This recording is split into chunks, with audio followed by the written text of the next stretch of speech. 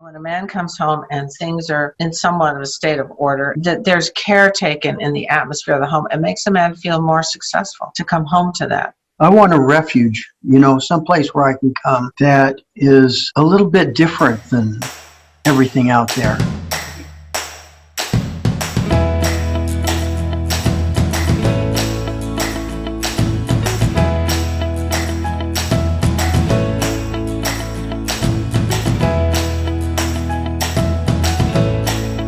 Hello everyone, welcome back to the Fascinating Womanhood channel, where we talk about everything that has to do with femininity and building strong, long-lasting, loving relationships.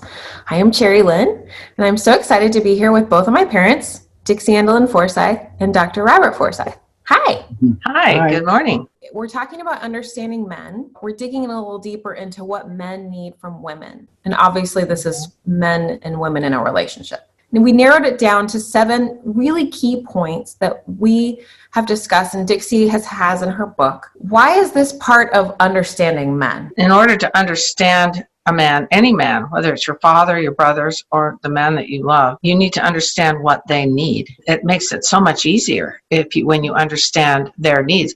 I wish that when I was starting out, when I became interested in boys, I had understood more about men and what they needed. My mother's book was barely written, but it wasn't as comprehensive as my book, Fascinating Womanhood for the Timeless Woman. So it gave generalities, which was good. When we were compiling this list, I was thinking about how I wish I had known. It's so nice to have a male perspective here today. I know you played a part in some of the material that went into Timeless and some of this subject. How did you guys come up with this list? I don't know. I think maybe just our experience. We've been together so long and we have talked so much about different things. And I think really your mother mentioned this in her book first, but we kind of expanded on it. Well, don't you think your profession too has totally. Well, I've been around so many people. We all have an influence on one another, whether we realize it or not.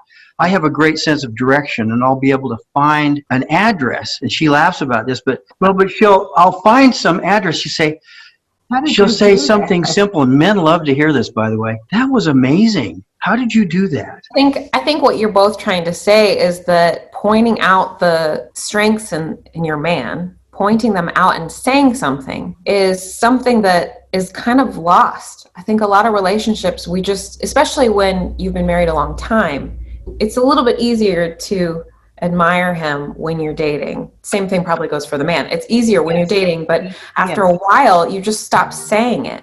David, you are the best.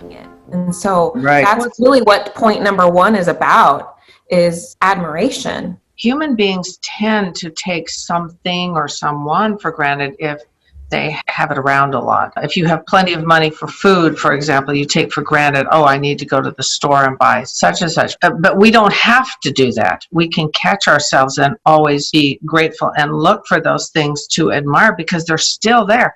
In fact, more than ever. Under admiration, he also needs to feel regularly like he is your hero in little things. Most of them are everyday little things and not the big things like somebody's attacking you. Yeah. How is it different, do you think, from men and women? We have both of you here. How do you feel when dad admires you versus how much do you think he needs versus how much do you think you need? Each of us has our number 1. And number 1 for him is more admiration, whereas number 1 for me is more expressions of love and romance. But they're both important. It's not like I don't care about the other. I do. It's just not number 1. Like yesterday, she worked probably for 2 days to prepare for Thanksgiving, and it was absolutely spectacular. If I say to her, though, you really did a great meal, she says, oh, thank you very much. But if I come and say to her, you take my breath away. Yeah.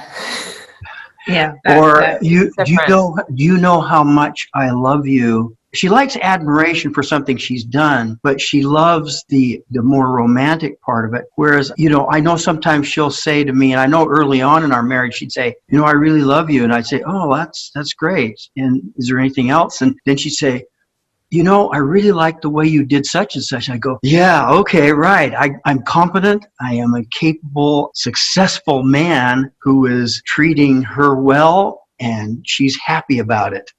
Yeah. I know that's a subtle difference. It's important that while you're talking about admiration, you're being really specific here, because I think this is something that a lot of couples are missing, is how to admire and what's important to each person. And what you just said to me says that you really appreciate being admired about specific tasks that refer to competency. Mom, you really, really appreciate being admired with more romantic. It's relationship oriented. Most of us women, we've fallen out of the habit of specifically mentioning things that we admire, treasure hunting for them. We have just taken them for granted. I've got a friend whose husband was killed in a plane crash about 10 years ago.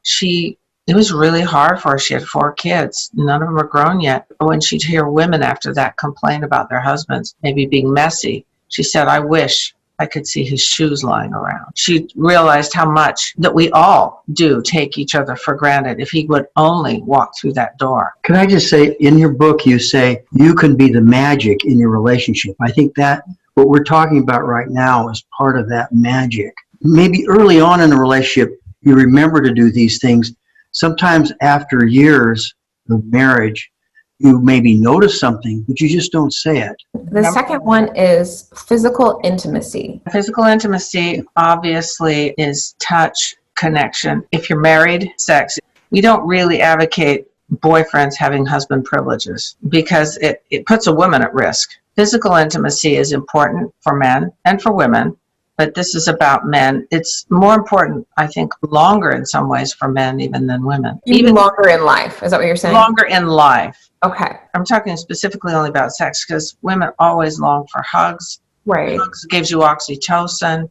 Holding hands gives you oxytocin. And dopamine. Yeah, and kissing and all those things. Physical intimacy. Some women, I've heard of a lot of women, married women, that, once they've had a child or two, they're not interested in physical intimacy at all.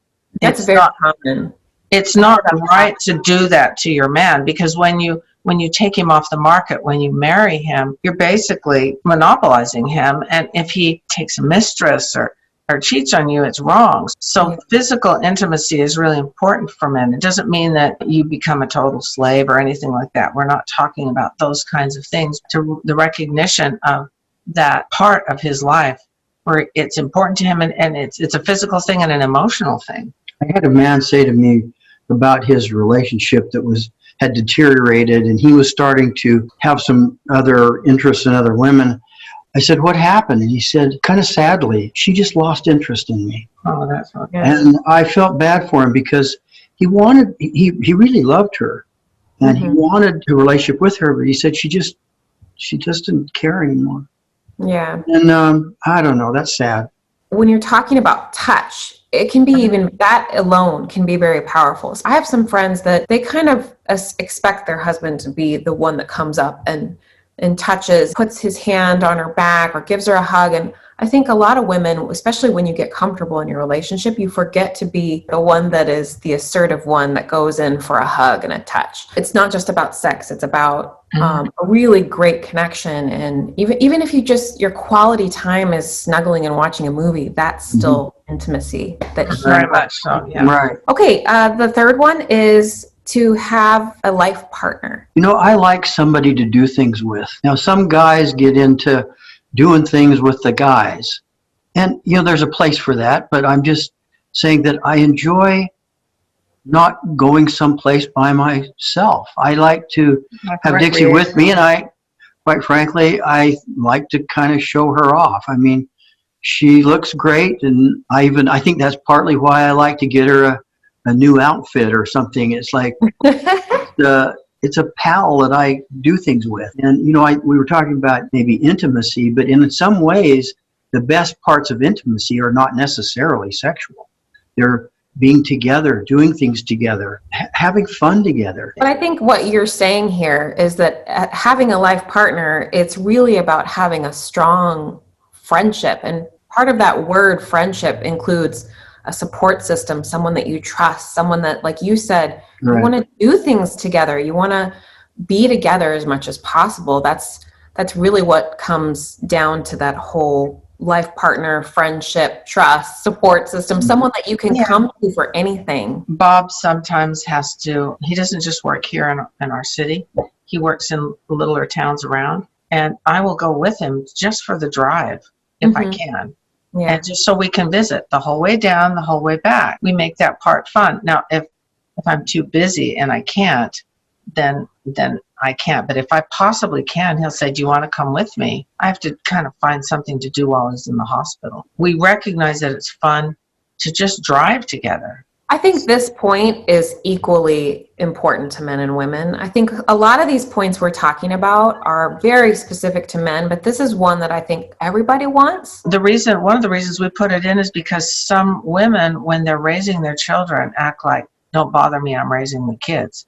Ah. And they kind of take for granted, maybe lose track of the fact that he needs his friend. He needs a recreational companion, someone to go to a movie with. That's a good point. I think women do oftentimes, especially, again, I know we keep talking about this, but especially when you're comfortable in your relationship, maybe you've been together a really long time, you've been married a while.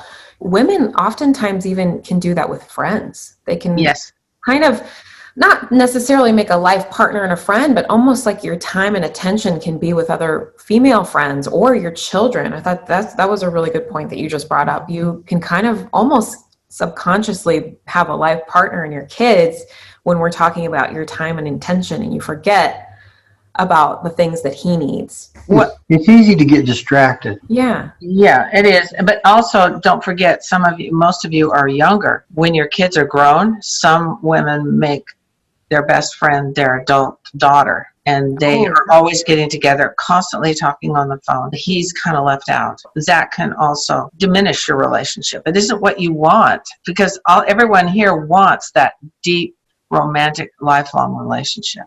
I almost feel like it's become a bit of a joke. You see in, movies and sitcoms that like women are sad when their kids are gone because now they're stuck with it's sad. It makes me sad to see those things. Yeah. And people laugh at it and it's supposed to be funny, but deep down it's really kind of sad. Yeah, because they haven't really paid attention to or nurtured or taken care of the most primary relationship, which is the one that started your whole family in the first place. They need to rediscover each other. The fourth one is really important: to be accepted by her.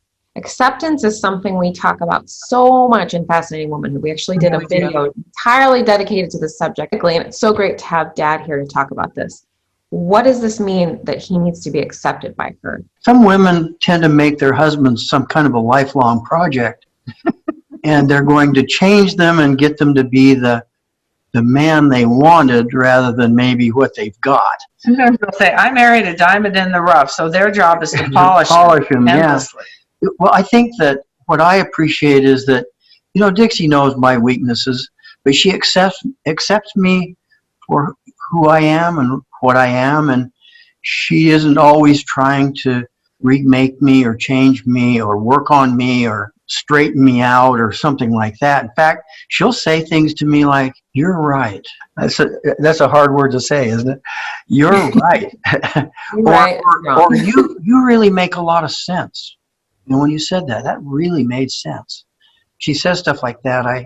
Okay, she accepts me, and I'm not my best self yet, but I think I'm better than I was because of her influence, accepting me. I want to be the best I can be. I want to try and do a little better. But I think that what I just heard you say is that when she accepts you, it actually strengthens you as a man. I work harder. I try harder. When she's trying to change me, I kind of resist. When she accepts me, I think, gee, I want to do better, maybe even impress her more. It motivates you. Yeah, it's motivating. That's human nature. It's motivating. Actually, I don't know why we don't all clue into it faster. Can't tell you how many times we get on our Facebook group so many great questions, and we love the questions, but I can't tell you how many times we have women saying, I need help. I can't get him to care about this or to do this. It's always very specific. The stories are specific, but the main general question that I'm hearing is, how do I get him to change. That's where the acceptance part comes in, and it's incredibly difficult and challenging. But I think this is a really, really big one, possibly one of the biggest ones, is accepting him. And who doesn't want to be accepted for? Everybody does. Nobody wants to be changed by another person. No, I don't want to be somebody's project, and you don't. Yeah. Nobody does. Well, if I'm constantly saying, okay, you need to do this, you need to do that, you've got to lose weight. I've heard men sort of make that a big deal. Oh, you've got to lose weight. You're getting too chubby, and grabbing their wife around the middle or something. That, I don't think that motivates. It just discourages. Mm-hmm. And a woman can do the same to a man too. I've never had that happen to me, and it feels devastating. Well, and it pulls you apart. It pulls you apart. It's just one tiny step in stepping away from each other. If you have that going on in your relationship, you don't have that life partner. Okay, the next one is someone to build a life with. So this is similar to the life partner, but this one is a little bit more specifically talking about sharing your dreams and building a family. Can I just say that I feel like Dixie and I have invested in our relationship for so many years that we've built something quite beautiful and quite lasting. This is the most personal relationship that I have in my life, and with my kids and brothers and sisters and, my closer family. Investing in those relationships is going to pay the biggest dividend, the greatest reward over time that anything you can do. So what you're saying is men need someone to share their dreams with, their hopes, to develop traditions that you've developed with each other and that takes time to do that. But you can begin at the very first few weeks you're married, where he feels like there's somebody who shares his life with him. She's a witness to my life. I'm a witness to her life. I'll raise you the children. Oh, it's all right. I imagine by now they suspect we're rather fond of each other. Come in. I think, too, this one is almost something, especially with younger men, that is you're not always very in touch with. Mm-mm. You like a man that is out there dating, he's not necessarily saying, I want to find somebody that I can share my dreams with. But then when he's actually talking to her, he realizes that. Does that even make sense? Yeah. And we've talked about before that men don't tend to be as in touch with those things as quickly as women. Mm-hmm. But it doesn't mean it isn't there. Don't you just adore babies? Well, I don't know. I never had any. Well, most of us look in the short term, I think.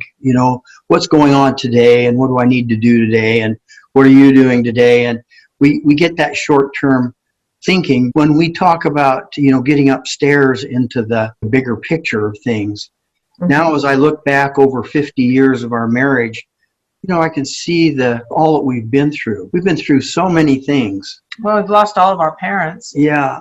All of our parents have died. We built a couple of houses together. That's an incredible experience in and of itself. If you've never done that, wow.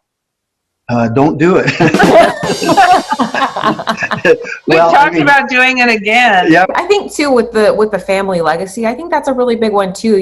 Especially this question or this point makes me think a lot about people that are dating, because I think a lot of this stuff you just don't necessarily know when you're dating. And some couples start out saying, I want 10 kids, and then they only end up having 3. There's a lot of things that you want to be able to share with each other. And I think this is something really important for the female to be aware of, because if she knows, okay, it's important that he feel comfortable to share these things with me. It's important that I highlight this part of him and his need to share these things with me, and they're important to him, even though he may not necessarily realize that they're important. Well, one of our sons, and I think you know who it is, when he was dating, he used to tell every girl he dated he wanted 10 kids to weed out the ones that didn't want a big family right away. They'd run off, and he'd just say it right up front. He didn't end up with 10. But he married someone who wanted kids. He married someone who wanted kids. Well, and I think, too, a part of all of this is also building traditions. You want somebody that is compatible with you, that will build traditions with you. I think men want that, women want it as well, but men, it's important to them too to be building that with their partner. It makes them feel more bonded, closer. Yeah. The next one is a peaceful home. Yeah. We were just talking before we got on here about how many patients he's had who, when they go to work and they contemplate going home, they know they're going right back into another fight. Criticism. Yeah, just where they don't even like to go home because it's going to be just just really depressing. What is the most important thing to you about coming home? us living peaceably together. It doesn't mean you don't have kids that cry. Hoochie coochie, I will be your tootsie wootsie if you will meet me in St. Louis. Meet me Stop that screeching. Not necessarily. I'm back in the day. We went through all that, but what I found was that Dixie tries to create an atmosphere in our home in the way it looks and feels and even smells and everything. She does the whole thing, and when I come home, I feel like this is a place I can rejuvenate, or I can rest and I can feel safe and not a battleground. I mean, to me, that safety or that, stability of being somewhere where I can count on some things, and I can count on her, that she's there, she's not like gone. And right. She, I think there's a certain comfort there that is renewing. When a man comes home and things are in somewhat of a state of order, and I'm saying somewhat, meaning that you have to allow for small children if you have them, that there's care taken in the atmosphere of the home. It makes a man feel more successful to come home to that. I want a refuge, someplace where I can come that is a little bit different than everything out there. The office. There's a lot of stress. There's a lot of, just struggles and stress. And, to come home and have something peaceful and stable feels good. And not that we don't have our differences, or there's times when we're stressed, like we're worried about something.